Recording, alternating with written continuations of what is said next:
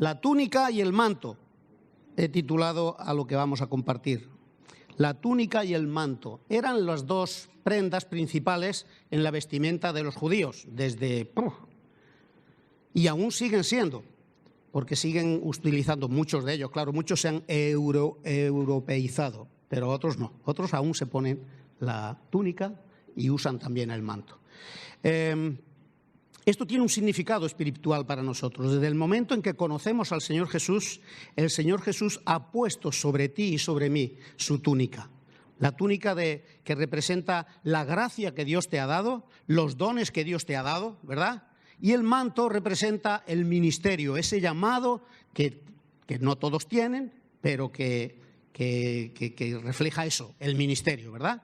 Y entonces, como veis, la primera túnica, la primera que tenemos aquí, es una túnica de colores. ¿A qué os suena eso? A José. Muy bien. Pues como sabéis muy bien, José tenía 17 años cuando su padre, no sé si por torpeza o por qué, no podía disimular que era su niño favorito. Es así, no sé si es torpeza o es que el Señor ya estaba como profetizando lo que iba a ser. Porque la túnica lo hacía destacar sobre los demás. Quiero que tengamos claro que todos los demás hermanos tenían túnicas también, pero no eran de colores.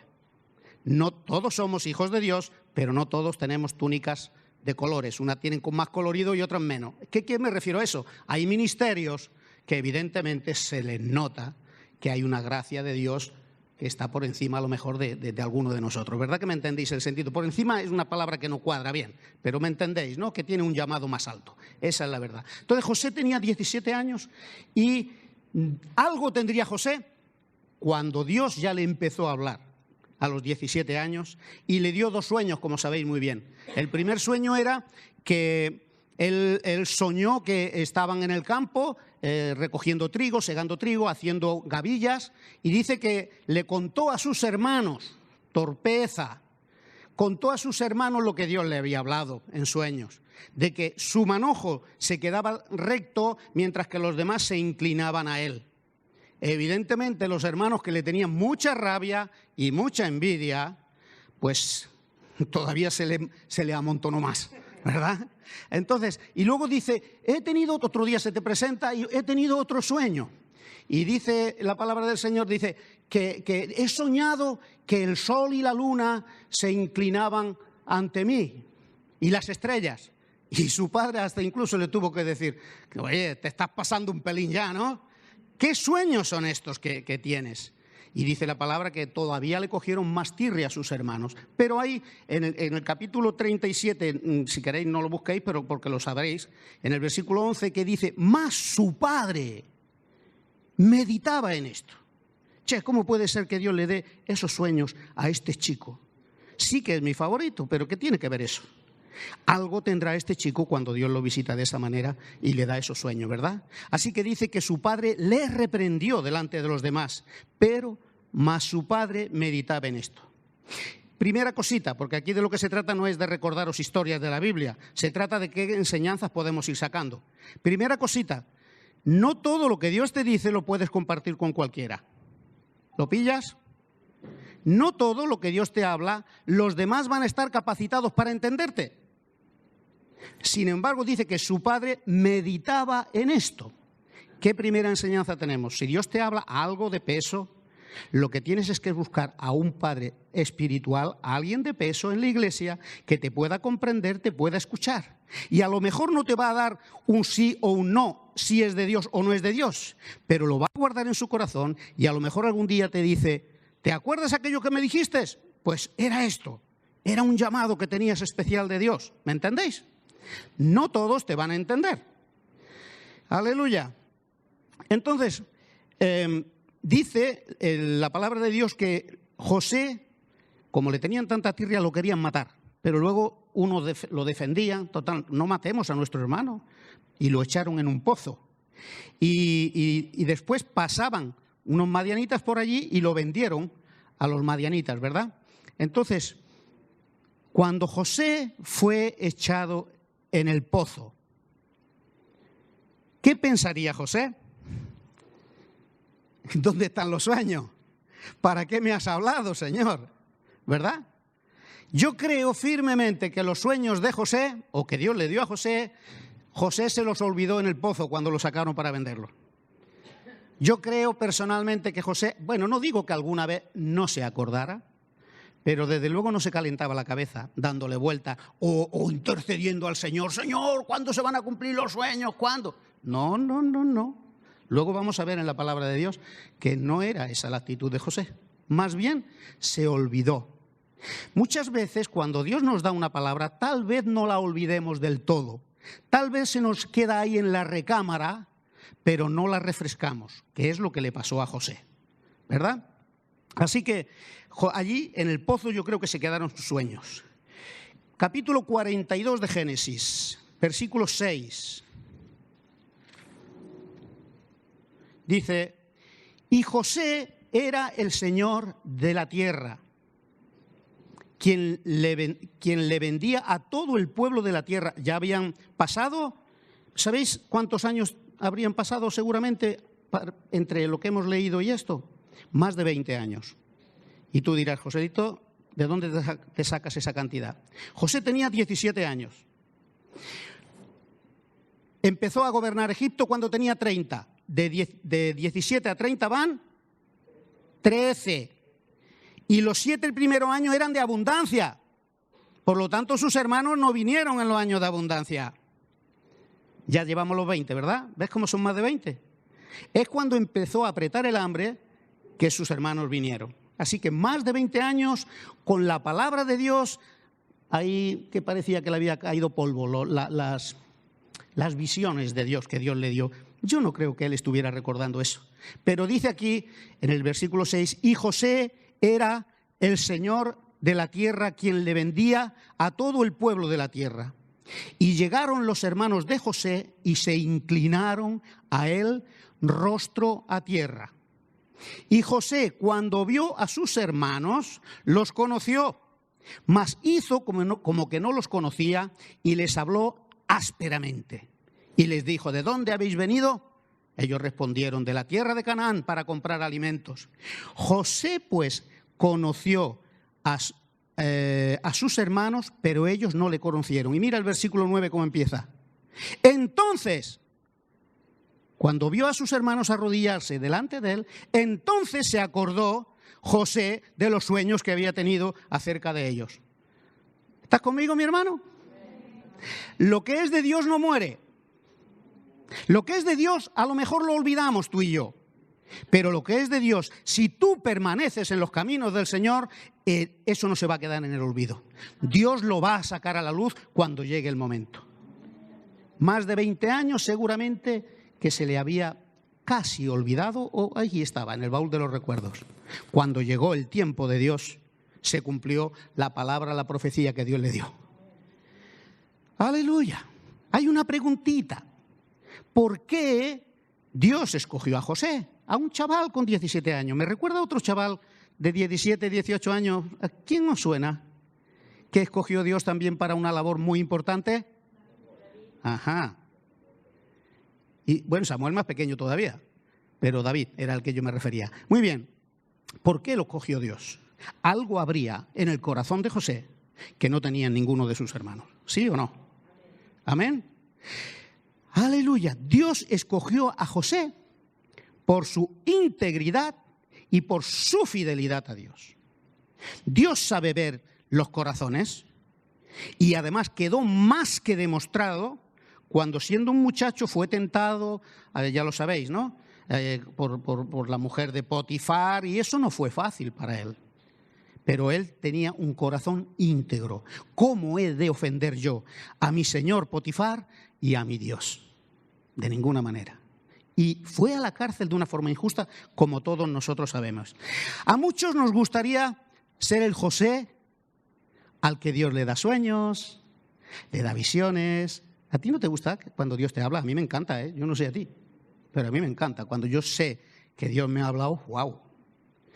Si te da visiones, nos encantaría ser el José que destaca por su llamado, por su túnica de colores, ¿verdad? Nos encantaría ser el José que gobierna Tal vez no Egipto, pero sí la iglesia. ¿Verdad? Pero no nos gusta ser el José que sus hermanos quieren matar, que lo meten en un pozo para que se muera de hambre, que lo venden, que va a la cárcel por ser fiel a Dios. Pero ¿sabes que siempre hay un paralelismo? Si Dios te va a usar en algo grande como usó a José, también te va a hacer pasar por pruebas gordas como la hizo pasar a José. Porque Dios prepara a sus siervos y usa las circunstancias de la vida para prepararnos. ¿Estás conmigo? Amén. Aleluya, gloria a Dios. Cuanto más alto sea tu llamado, mayores pruebas tendrás que pasar. Cuanto más alto sea tu llamado, mayores pruebas tendrás que pasar. Tengo aquí apuntado algo que espero que los que no van a estar en el culto luego lo puedan escuchar por internet. Y Dios hablaba muchas veces a los profetas sobre todo, les hacía hacer cosas raras. Y en una ocasión le habla a Jeremías y le dice: cómprate un complemento de la túnica. ¿El complemento qué era? El cinto. Dice, cómprate un cinto nuevo, no lo metas en agua, tal y como lo compras con todo su brillo y todo, póntelo, lúcelo, que la gente te lo vea, que la gente vea que, ¡ole!, qué chulo va. Y dice que al pasar un tiempo, cuando ya la gente lo había visto, le dice Dios: ahora quítate el cinto y escóndelo en el río Éufrates. Y dice que cavó, escondió el cinto y ahí se quedó. El cinto representa el llamado, el don, la gracia que Dios ha dado a cada uno de su pueblo. Y hay muchos que tienen un cinto más bonito. Un cinto que espera a Dios que se use para bendición. ¿Me estáis entendiendo lo que quiero decir con el cinto, verdad? Pero creo sinceramente que algunos o bastantes están enterrando el cinto. Lo están escondiendo y no están usando el llamado que un día Dios le dio. Si te estoy hablando del cinto, no es que me he olvidado de José. Lo mismo que Dios habló a José y le dio sueños, Dios ha llamado. A lo mejor hace años que Dios te habló y tú sentiste en tu corazón que Dios quería algo concreto de ti, ¿verdad? Y ahí lo has dejado olvidado como José. En este caso dice que el llamado que Dios le dio, el cinto, lo escondió en el río Éufrates, a la orilla del río Éufrates. Y ahí se quedó un tiempo, no sabemos cuánto, hasta que Dios de pronto le dice: ¿te acuerdas del cinto? Ve a buscar el cinto. Y dice que escarbó, pero el cinto se había podrido. Y no servía para nada. ¿Qué quiero decir con esto? Algunos que han tenido un llamado un día para servir a Dios en cualquiera de las áreas, lo han estado escondiendo. No se han perdido un culto tal vez, pero no han puesto en práctica aquello que Dios le dio. Y ¿sabes qué te digo? Desentierra pronto el cinto antes que se te pudra, porque Dios escogerá a otro y le dará lo que a ti te quería dar. ¿Sí? ¿Amén? ¿Me habéis entendido, verdad, lo que quiero decir? Eso está, por si lo quieres leer a la noche, eso está en Jeremías, en el capítulo 13, los 7 primeros versículos. Muy bien, pasamos hemos hablado de la túnica, no sé si habrá, no hay más, pues ya está bien. Ahora imaginaros que cogemos el manto y nos lo echamos por encima. Tanto la túnica como el manto habían, lo mismo que nosotros nos ponemos ropa de verano y ropa de invierno, ellos también, pero el manto generalmente era para cubrirse por la noche o en invierno durante todo el día, se lo ponían por encima. Muy bien, Primera de Reyes, capítulo 19.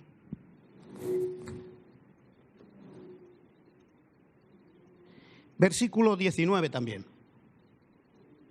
Dice la palabra del Señor: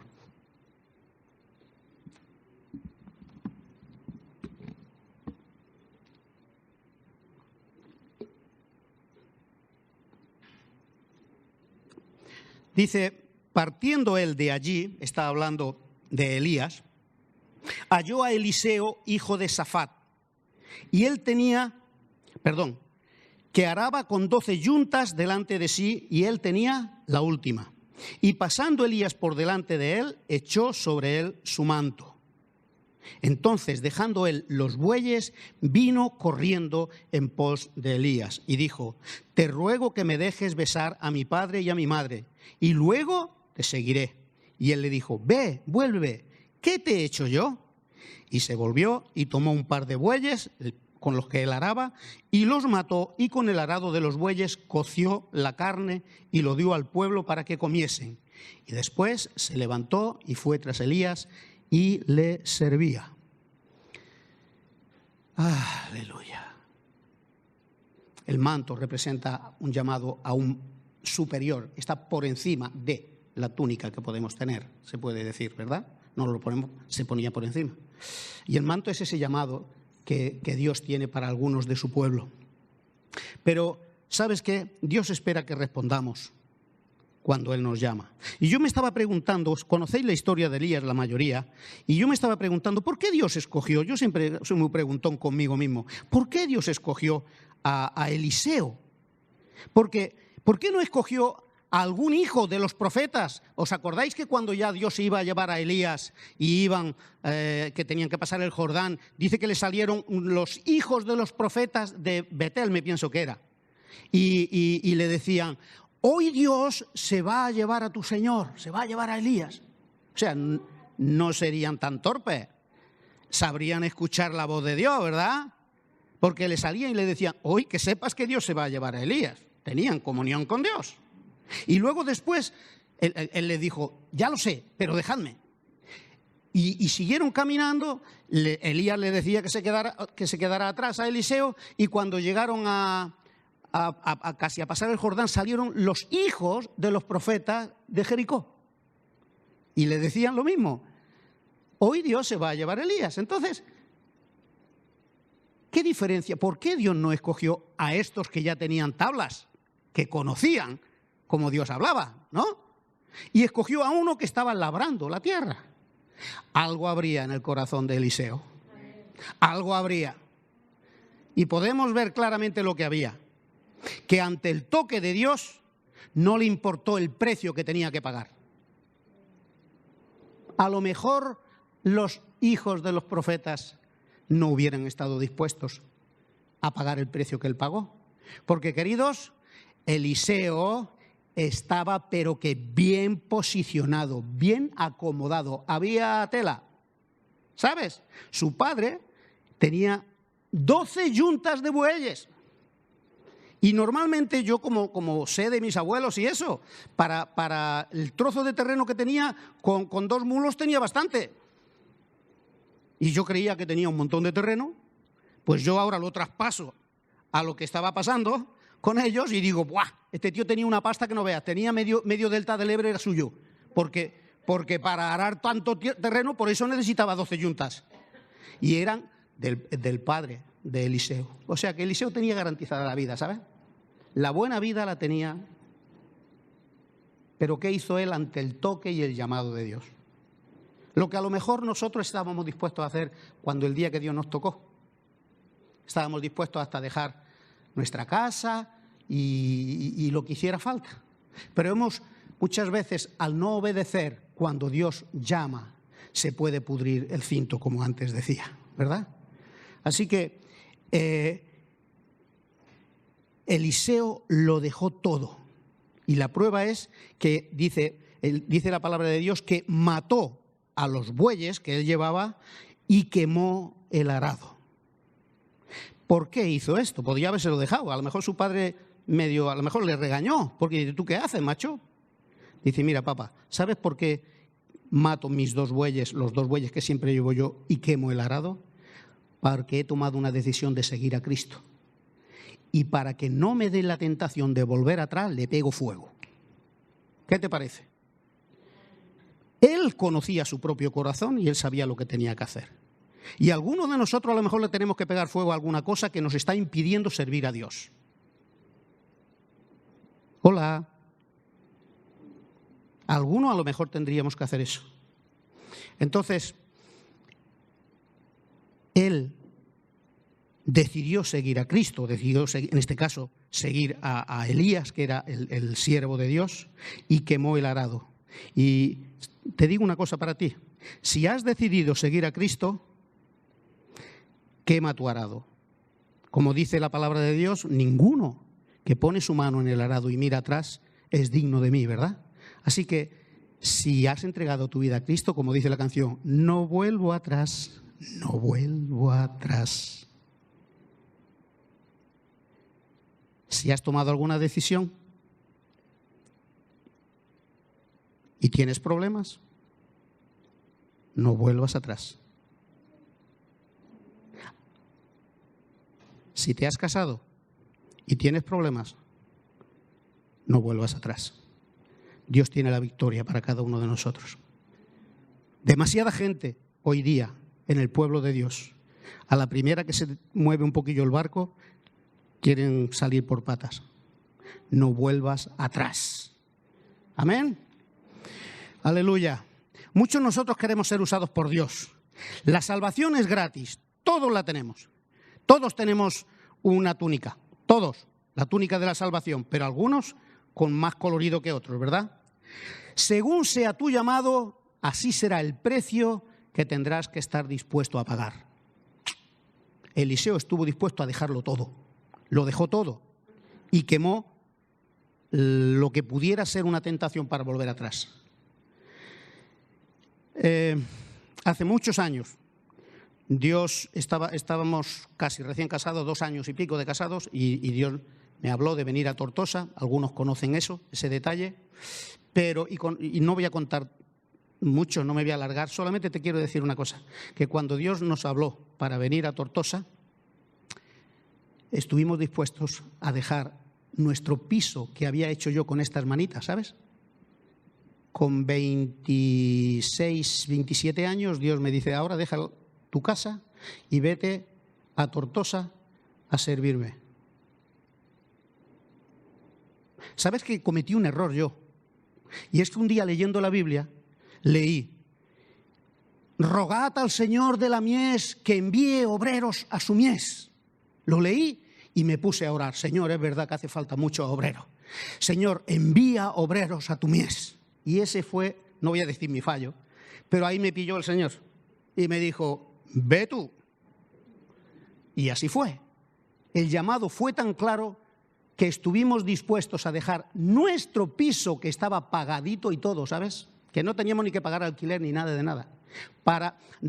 Alguien me preguntaba, ¿es que te has venido por el trabajo? Digo, no, yo tenía allí 2 sitios. Tenía mi jefe y había uno que estaba deseando que dejara al jefe para que me fuera con él. Y me vine aquí sin tener trabajo. ¿Pero por qué te cuento esto? Porque el otro día comentaba con mi mujer, cositas que se hablan a veces. ¿Sabes? Dios no es deudor de nadie. Dios no es deudor de nadie. Y dice la palabra de Dios a ver dónde está, en Marcos 19, no, Marcos 10, versículo 29 y 30, no hace falta que lo busquéis, que lo sabéis de memoria. Dice que ninguno que deja casa, padre, madre, hijo, tal, cualquiera de ellos, del que da ese paso en obediencia a mí, recibirá 100 veces más aquí en la tierra. Y no lo digo para otra cosa que no sea para glorificar a Dios. Dios no es deudor de nadie. Nosotros había una carga en nuestro corazón, tenemos que decirlo sinceramente. No nos dolía dónde íbamos a ir a parar. Estamos hablando de un piso nuevo que yo me había hecho. Y le decíamos a Dios, Señor, no sabemos que, evidentemente nos teníamos que venir de alquiler, pero no sabemos dónde vamos a poder vivir, dónde nos vas a abrir la puerta, pero te rogamos una cosa. Y eso mi mujer da testimonio de eso. Aunque sea una chabola, pero que estemos a gusto y que no echemos de menos nuestra casa, los ajos y las cebollas como hacía el pueblo de Israel. Que no suspiremos por lo que nos hemos dejado atrás. ¿Y sabéis cuántas casas hemos vivido nosotros? 4, en las cuales nadie ha vivido nunca. El primer lugar donde vinimos a parar a Tortosa, a un piso de alquiler, sí señor. de un bloque completamente nuevo, que habían acabado de pulir el suelo y nosotros tuvimos que barrer el serrín. Y por un precio súper guay, 12.000 pesetas o 12.500 de alquiler. Dios no es deudor de nadie. Eso fue el primero. Ni siquiera el piso de alquiler hemos vivido en un piso que otro ha estado antes. Y luego 3 casas propias, primero una, luego otra y luego otra. Y no lo digo esto para presumir, mis hermanos, lo digo para animarte, de que si Dios te pide algo, que sepas que Dios no es deudor de nadie y te dará 100 veces más. Si tienes el corazón que tenía José y tienes el corazón que tenía Eliseo, ¿por qué no le das un aplauso al Señor? ¿O él no se lo merece? ¡Aleluya! ¡Gloria a Dios!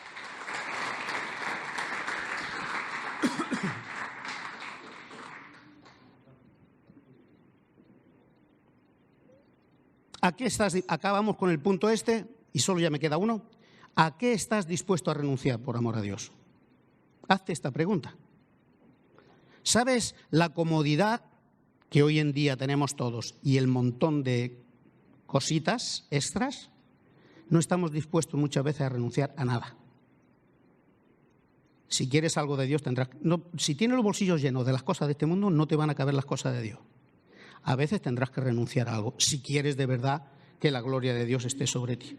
Entonces, la pregunta del millón, ¿a qué estás dispuesto a renunciar por amor a Dios? Eliseo tenía un llamado muy alto y tuvo que renunciar a todo. ¿Amén? Muy bien. Y por último, vamos a hablar sobre el manto de Jesús. No te hagas ilusiones que no voy a hablar de la mujer que tocó el manto. De eso ya hemos predicado muchas veces. Pero sí que te diré que no solamente fue esa mujer que se sanó por tocar el manto de Jesús. Si tú te quieres, apúntate, y a la noche lo puedes leer en Mateo capítulo 14, versículo 36, dice que por donde iba Jesús, y muchas veces la gente dice, todos, leo literalmente, todos los que tocaban su manto quedaban sanados. Eso lo pone en Mateo capítulo 14, versículo 36. No solo la mujer que conocemos todos, ¿verdad? Sino todos. Y quería leer esto, sí, en Juan 19, 23. No lo tenemos ese, ¿verdad? Es igual. Yo lo digo, si lo conocéis de memoria. Cuando estaban crucificando a Jesús, había una profecía que se tenía que cumplir. Y era que repartirían sus vestidos, su ropa. Sobre su ropa echaron suerte, se la jugaron, no sé si a los chinos o a qué. Pero la ropa, dice que la túnica que llevaba Jesús era de una sola pieza. Y como les daba apuro de repartirla a trozos, prefirieron sorteárselo, la túnica y el manto.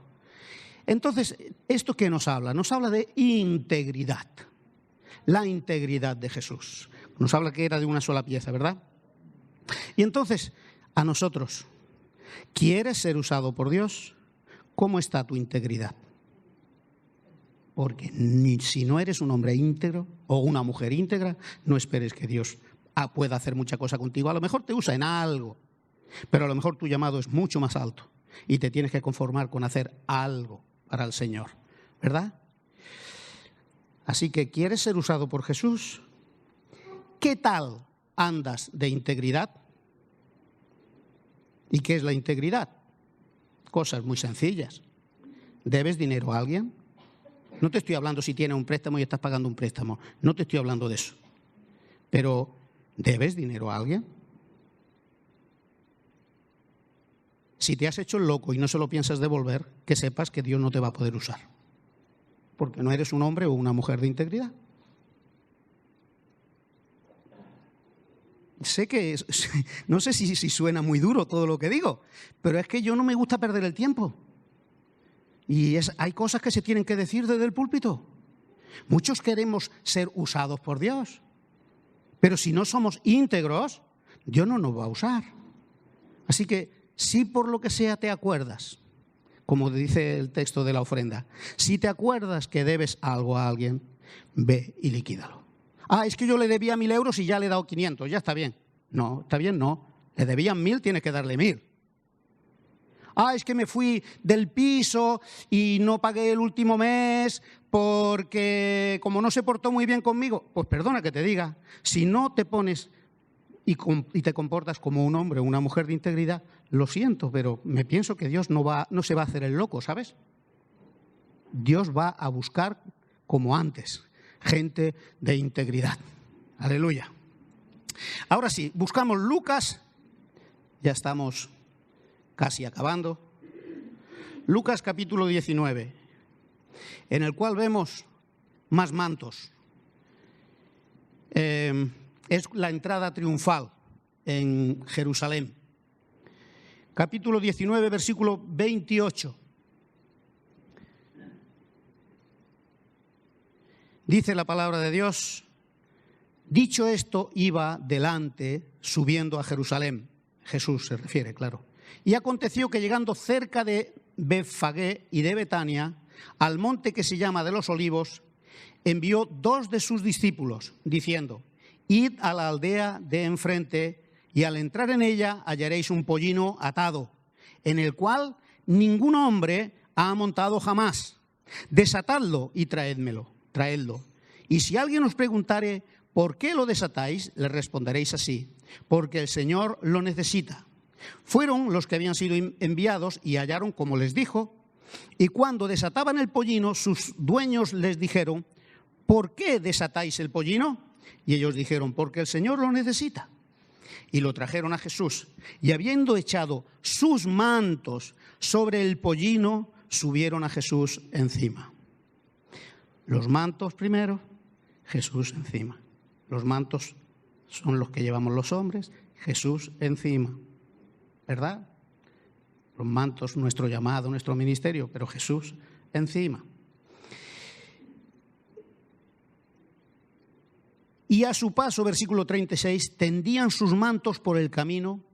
Cuando llegaban ya cerca de la bajada del monte de los Olivos, toda la multitud de los discípulos, gozándose, comenzó a alabar a Dios a grandes voces por todas las maravillas que habían visto, diciendo: bendito el Rey que viene en el nombre del Señor, paz en el cielo y gloria en las alturas. Dice, hemos leído al empezar el texto, que era un pollino, un burro joven, que nunca nadie había podido montarlo todavía. Y aquí tengo yo 2 ganaderos que no sé si entienden mucho de burros. Yo es lo que he visto.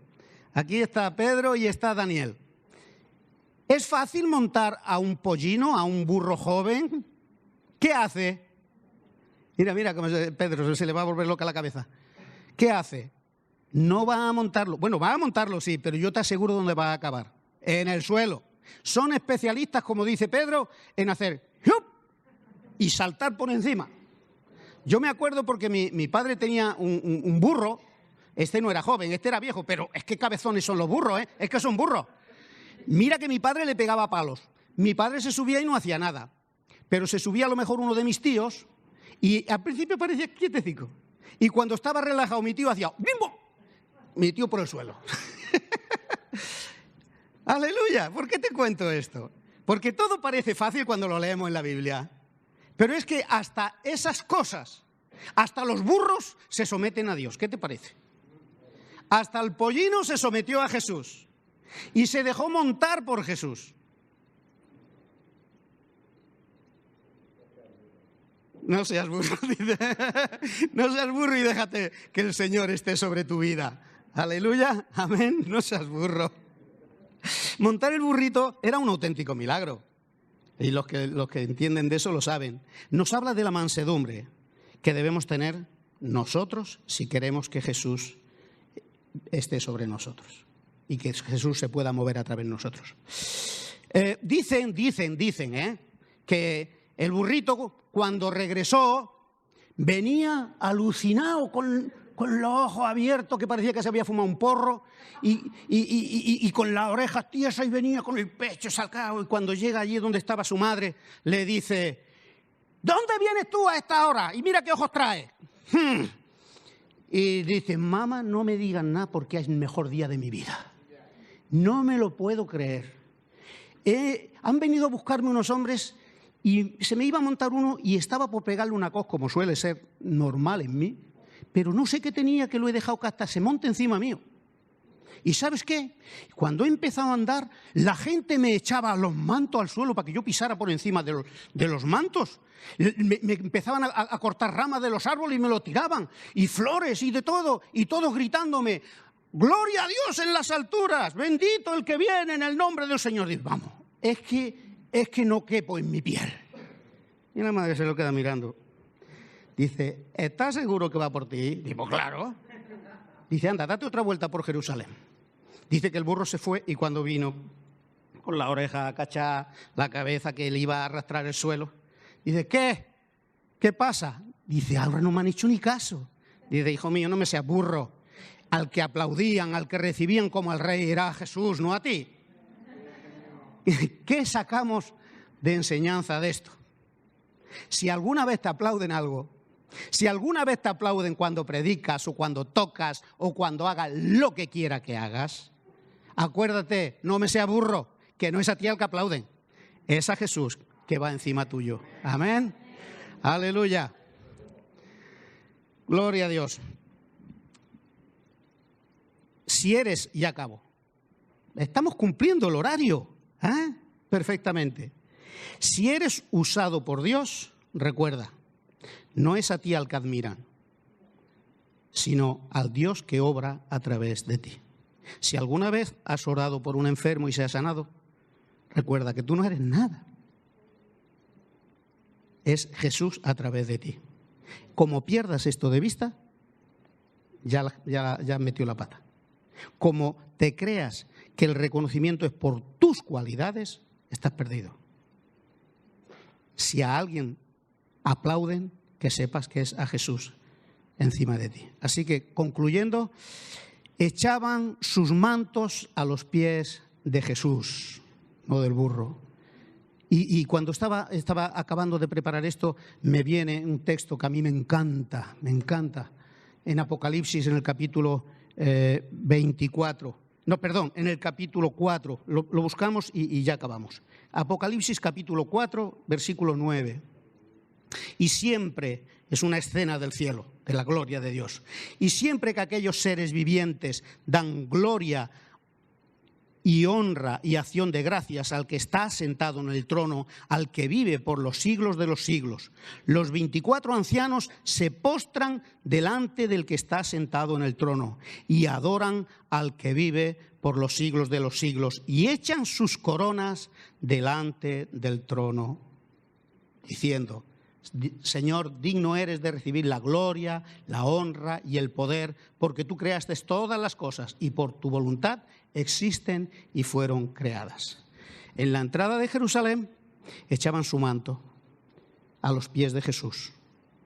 Representando, nosotros debemos echar a los pies de Jesús cualquier cosa que Él ha llamado, que una gracia que Dios te ha dado, un don que Dios te ha dado. Ponlo a los pies de Jesús. ¿Sabéis? Los 24 ancianos echaban las coronas, era lo único que tenían allí. Las coronas representan el premio que Dios le había dado por su servicio. ¿Sabéis? No todo el mundo en el cielo va a llevar corona. Ni todo el mundo va a tener una piedrecita blanca, ni todo el mundo va a ser columna, como dice en Apocalipsis. Hay en el cielo que van a entrar salvos así como por el fuego, dice. Como aquel que dice con los calzoncillos puestos y vas que arde. Pero hay otros que van a recibir coronas como estos 24 ancianos, que no es otra cosa. La salvación es gratis, pero el premio en el cielo, el galardón con el que Dios va a premiar a los que le sirven de corazón, eso te lo has de currar aquí, con tu fidelidad y tu integridad como de los personajes que hemos estado hablando. Y dice que aquellos 24 ancianos, supongo que a lo mejor uno de los galardones mayores en el cielo es esa corona, no lo sé, pero que desde luego era algo gordo. Eran ministerios que habían, a lo mejor eran mártires que habían dado su vida por el Señor. Pero ¿qué hacían? Cuando estaban adorando a Dios, lo echaban a los pies del Señor y decían: tuya es la gloria. Si algo hice, fue porque tú estabas encima mío. Yo era el burro, pero tú estabas encima mío. ¡Aleluya! Gloria a Dios. Padre eterno, en esta hora yo quiero orar por tu pueblo, Señor. Quiero orar sobre todo por aquellos que han recibido algún día un llamado especial tuyo, Señor.